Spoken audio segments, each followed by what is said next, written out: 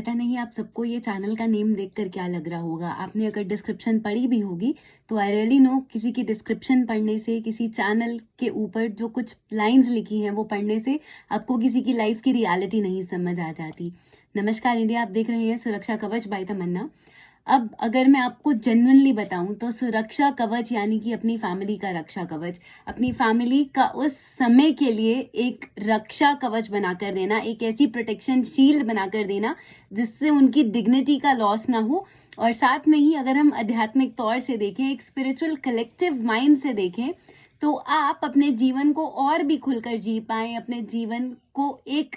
रचनात्मक मोड़ देने के साथ साथ अध्यात्म में भी जुड़ पाएं, उसके लिए मैंने अपने चैनल का नाम सुरक्षा कवच बाय तमन्ना रखा है। तमन्ना इसलिए रखा है क्योंकि मेरा नाम तमन्ना है और ये नाम मुझे मेरे मम्मा ने दिया था।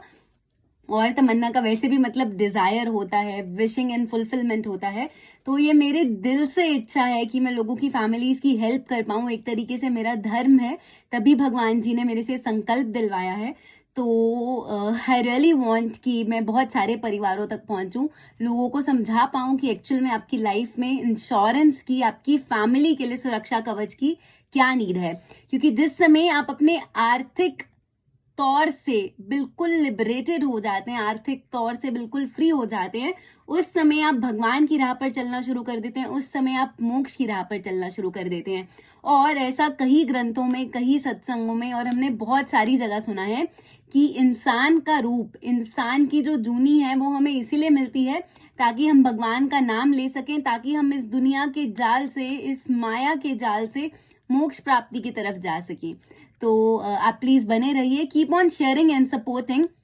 एंड ऑल्सो अगर हो सके तो सब्सक्राइब भी करते रहिए, क्योंकि इंडिया क्या, हर किसी की सोच है कि जहां नंबर्स दिखते हैं वहीं कुछ मीनिंगफुल लगता है। सो स्टे ट्यून्ड, हम सब मिलकर एक दिन भारत को सुरक्षित बनाएंगे, हर उस परिवार के लिए एक सुरक्षा कवच बनाएंगे। और ये मेरे अकेले से बिल्कुल भी पॉसिबल नहीं है, मैं भगवान का सिर्फ एक मीडियम हूं, बट अगर ये कलेक्टिव हीलिंग है, पूरे भारत के लिए है, तो हम सबको साथ में मिलकर काम करना होगा। अगर एक इंसान एक परिवार की जिम्मेदारी भी ले ले, एक परिवार को भी जागरूक करना शुरू कर दे, तो one day, and I really wish शायद ये चीज 2030 तक ही हो जाए, हम पूरे इंडिया को ये मैसेज पहुंचा पाएंगे और जागरूक कर पाएंगे कि परिवार के लिए सुरक्षा होना कितनी ज्यादा जरूरी है।